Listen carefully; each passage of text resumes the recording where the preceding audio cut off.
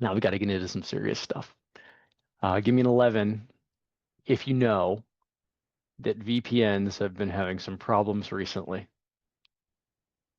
Awesome. Awesome. Give me a 12 if you knew that it's kind of been a rough year for SonicWall. Yeah, it's been a rough year for SonicWall, everybody. So, that's a good line, JJ. So there have been at least one guaranteed SSL VPN breach for SonicWall, possibly two. They're being cagey about it. Oh, JJ, I'm getting there. And they had two successful attacks on their cloud backup. SonicWall is having some problems enough that it's making Endsight reconsider them as a vendor. It is really a serious issue. But the problem is, as JJ said, and he is very right, this is not the only vendor that has had problems with VPNs and breaches. Cisco had a flaw in 1015. Avanti had one in December. Fortinet had one in January. There's a lot of flaws, right? I know I've talked to you about VPN I think this is the third time we've had this. So I won't say it again. I won't mention VPN again on these one-on-ones, but in the last 3 months, 2.5-ish, since we last spoke, Endsight has 7 SSL related VPN breaches. And we are finally going to do something about, well, finally, we are definitely doing something about it. There have been varying levels of concern across many, many vendors. Even Palo Alto had one a couple of years ago, right?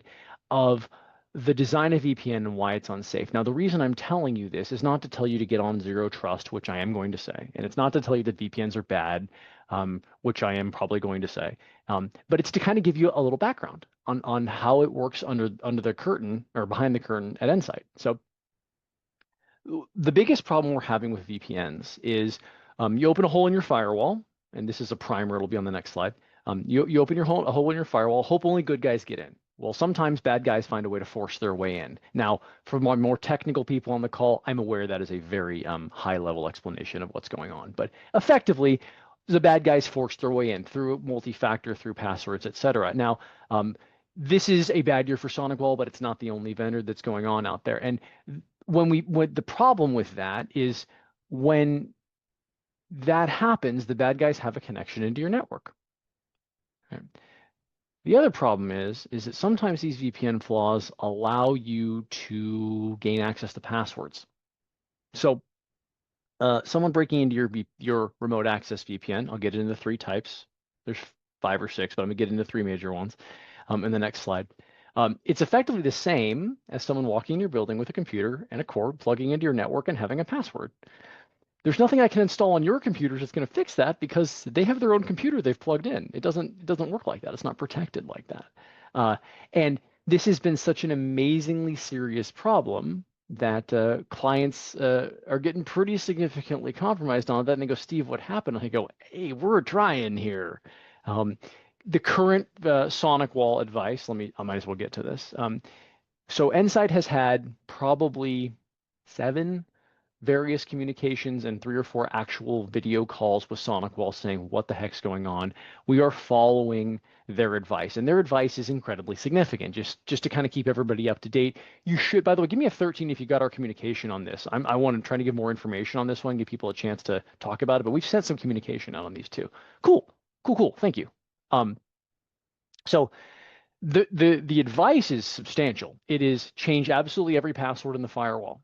If the firewall was connected to like Active Directory and you have the same password for your VPN as you have for your network, change every password on the network. Bring the firewall absolutely up to maximum patch level.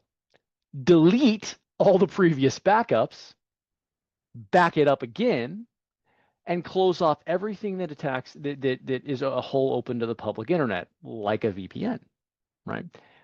So I'm going to stop for a second because I'm going to put this incredibly descriptive piece of information on there. There are, I think, 5 different kinds of VPN that I can think of at the moment, but I want to talk about the 3 major ones that everybody knows, and I'll ask for participation on this again. Give me a 14 in chat if you know about a public VPN like NordVPN, SurfEasy, Surfshark, or my personal favorite, Hide My Ass VPN, which is just hilarious when we see that. Okay, cool. So these VPNs are effectively for location and activity obfuscation and connection protection. So they help protect against like insecure Wi-Fi, or if you're on Netflix or other things. Um, and you want to say you're in one country, but you're actually in another country. That's what these are for. Typically not controlled by corporate, right? Typically kind of a shadow IT deal. Give me a 15 in chat if you've ever known anyone that's pretended that there was working from a place they didn't want their employer to know about and used a VPN to hide it. And I will just say it happened to us. Anybody know about those? The 15 where they're like, oh crud, I'm working from elsewhere.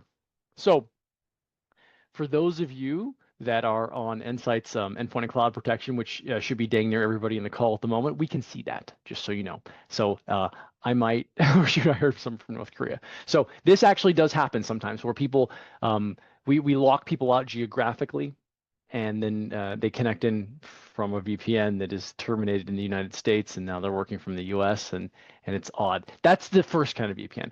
We don't like those, not because we think they're particularly insecure from a technological standpoint, but because they're hard to track, and they are an indicator of compromise. So from a security perspective, an indicator, so I don't always know that you're a bad guy looking at data.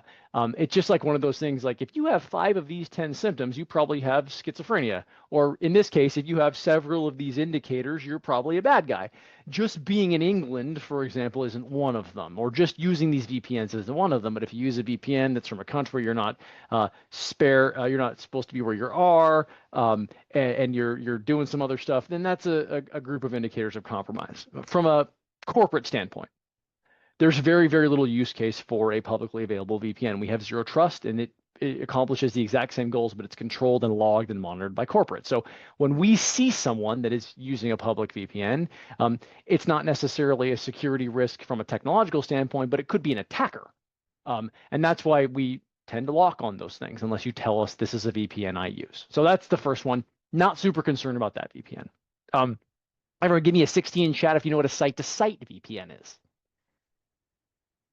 Hey, look at that. Nice, cool. So this one's pretty straightforward, right? I got 2 sites physically separated, and I want to connect them through the internet.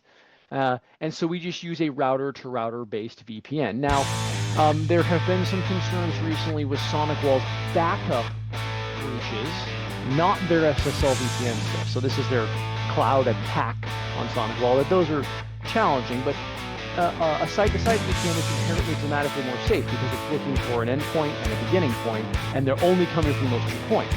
So if someone else tries to make a connection, but it's not my other side, literally the tunnel, it's not my other side, we're just going to say no, it just doesn't work. Now there's fancy technical hacking around that, so we don't have to always, it's not always like that, but effectively similar, right? So we got the two VPNs we're not super concerned with from a technological standpoint. Our public-based VPNs, there's probably not really a lot of use case for that, and site-to-site, of which there are a lot of corporate use cases for, 100%. Now, that gets us into remote access VPN. And I said SSL VPN here because it's simpler, but I do genuinely mean that a VPN that accesses remotely. And the problem is the design of an SSL VPN. So here is a timer on how they work. We open a hole in the firewall and listen. Right? That hole has to be available for the internet, only people can only VPN it from certain locations, which is, kind of the purpose of remote access. Right? So what happens is we open a hole in the firewall, and anyone in the world can come in and connect, and we hope the connection is safe and secure. Typically, in the past, we have that. As we have gotten more aggressive technology and AI and things like that, it has been compromised multiple times in the last couple of years. And JJ said the last decade, he's probably right, it's been quite a bit. Because people are more readily able to find flaws inside the VPN protocol. The ability to say, don't worry, I'm a good guy, I deserve to be here, is easier to break through. So the problem comes with listening from everywhere. We have this one little device, this one little firewall that says, I'm good at and capable of authenticating people. And if they break through, they're in. And that's the issue, is that when we're having people that break through that aren't authorized to get in there. So in case you wanted to know what it looks like, we actually did a whole little short video on this. It's basically this, but it's something you can share with friends and family or clients that would have information here that's useful to you. So the deal is the risk in VPN is inherent. Although it's been a really bad year for SonicWall, it's not specifically them, right? It is a problem with the design of VPN.